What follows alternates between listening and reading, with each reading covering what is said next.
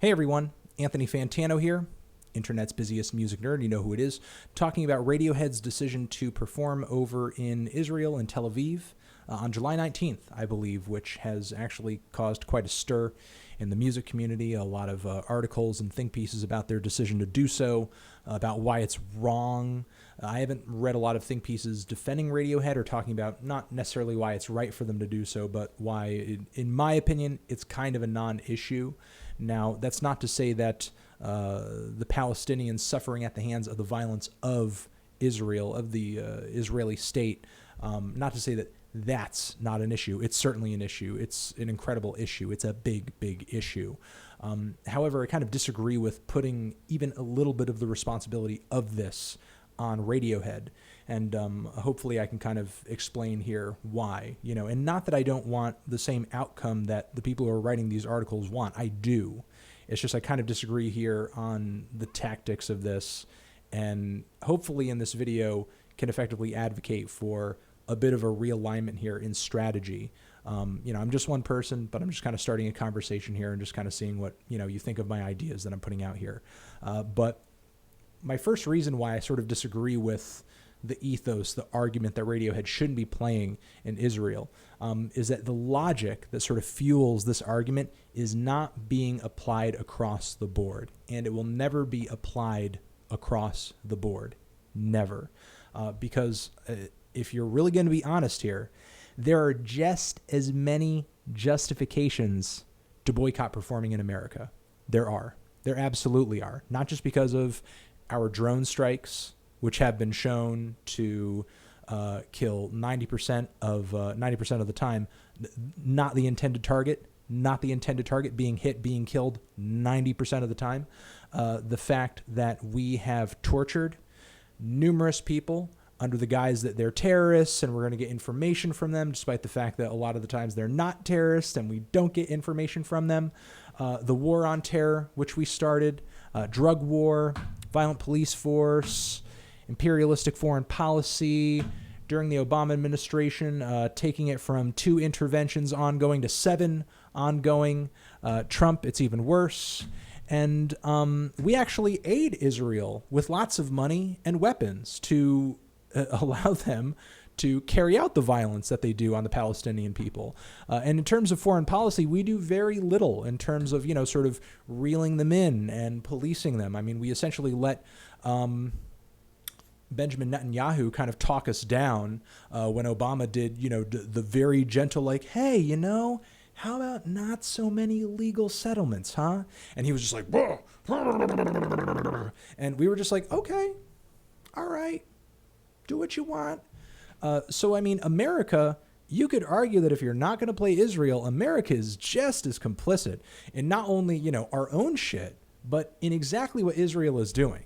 Not only are we carrying out heinous shit, I mean, killing tons of Iraqis, innocent Iraqis in the Iraq war. Tons of them.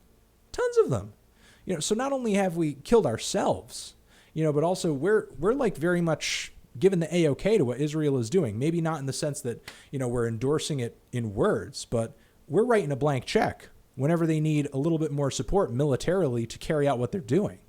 So there's just as much an argument to boycott playing in America. However, anybody who's saying that Radiohead shouldn't play Israel, they're never going to say that.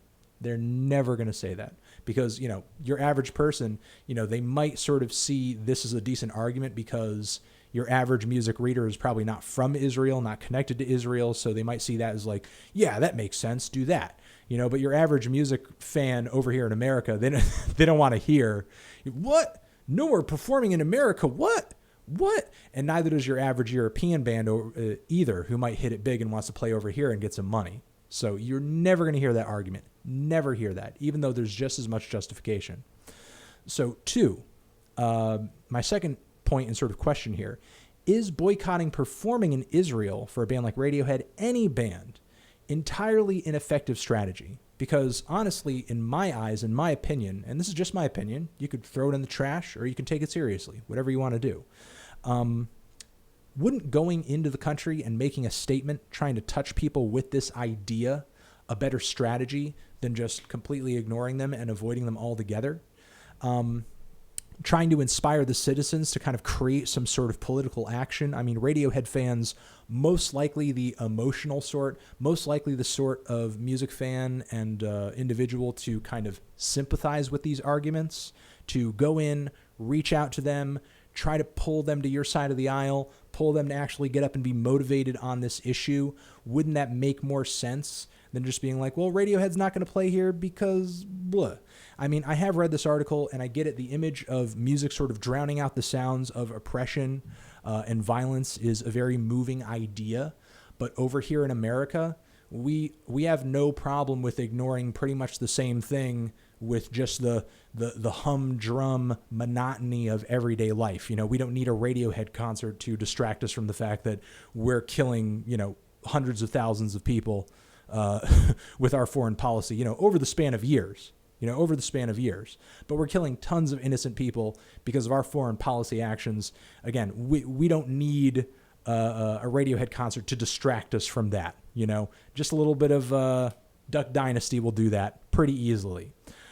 So again, I don't necessarily see depriving Israel of a Radiohead concert as like, aha, that'll do it, or really a concert from anybody, or concerts from now until the end of time. So that was sort of my next point there. And my last point that I do want to make is that I feel like this puts too much responsibility on the shoulders of Radiohead and any other artist who may decide to perform in Tel Aviv. Because in my opinion, ultimately the onus lies on the shoulders of the politicians and the citizens. Because really it's upon them to create change.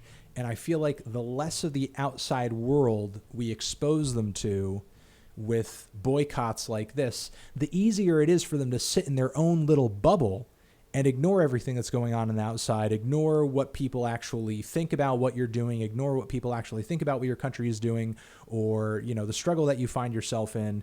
Ignore that completely because, hey, nobody's coming in here. All I have to care about is me and the people who are sort of in my little existence bubble over here. So, you know, la-di-da. Again, I feel like the more we sort of expose them to these ideas, the more of the outside world, or I guess the less of the outside world sort of pops in, penetrates that bubble, the less likely you're going to see any change. Because, you know, again, there's no opportunity for them to be sort of exposed to an alternative idea, to be exposed to, you know, a different argument, to be exposed to another way of doing things, to be exposed to an opportunity or an approach to actually get things done, get things altered, get things changed, because nobody's sort of stepping in that circle because of the morality of the boycott, which all the people engaging in and all the people participating in it, you know, makes them feel good, gives them an ability to pat themselves on the back because, well, I'm not participating in this, you know, but, you know, simultaneously, it's not like you're really fixing the situation, you know, and if you are an American, again, in a way, you kind of are participating in it because your government, you know, obviously supports Israel and what they're doing. Our government writes them checks. We provide military support, you know, through weapons. You know, and you might say to yourself, well, you know, I'm a citizen, but why should that be my responsibility? Why should I suffer for that? Why should I be blamed for that? I don't agree with America doing that. I don't agree with my government doing that. Well, I mean, you're kind of in the same way assuming that of the Israeli people. You know, you're looking at the Israeli people as like this kind of monolith, and you're like, well, all the people in Israel must be A-okay with what's going on. You know, when that's not necessarily the case. I mean, in a lot of ways, America runs kind of like an oligarchy, you know? And, you know, there are a lot of things that the American people do not like. Opinion polls show it across the board. We hate the war in Afghanistan, yet the thing never fucking ends. You know, and it's much in the same way with Israel, with how politicians have sort of gone completely haywire and are in complete control of the situation and really not listening to anybody else, you know, other than, you know, themselves and whatever they want to do. And, you know, again, continually getting that blank check from the U.S. and from other places. Because I'm pretty sure, you know, the U.S. might not be the only place sort of supporting them. I could be totally wrong on that. But again, I do know that a lot of monetary support comes from the United States for Israel to continue doing what they're doing. And I think I'm going to leave it at that. You know, again, I do want to see change here, you know, but I don't think putting Radiohead at the center of this target makes any fucking sense. You know, again, the people participating in this boycott and the people who are sort of stepping up, wagging their finger at Tom York. They could pat themselves on the back, because they really want to act like they're doing something and that they're great and that they're smart and whatever. But honestly, you're not really doing anything other than showing to other people, look how much I care. Look how much I care.